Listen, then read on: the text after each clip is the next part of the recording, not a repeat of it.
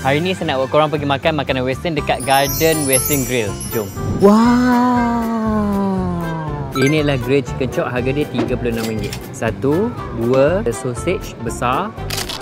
Airnya lembut. Sos black pepper dia, bila korang makan tu korang boleh rasa yang inilah sos black pepper. Memang highlight dalam hidangan ni. Lepas saya ni adalah fish and chip, harga dia RM35. Dia punya sos ada dua jenis.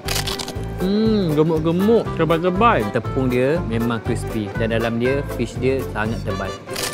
Berengan. Ini adalah prawn and chips, harga dia RM44 satu set ni. Satu set ni boleh makan 3-4 orang.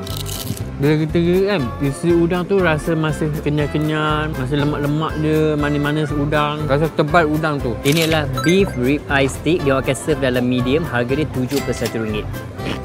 Betul, daging dia memang medium, bau sedap, dimasak dengan elok, sumpah tak ada bau hanyir, boleh layan. Ini pula adalah grill lamb chop, harga RM58 satu set ni. Kena makan pakai tangan.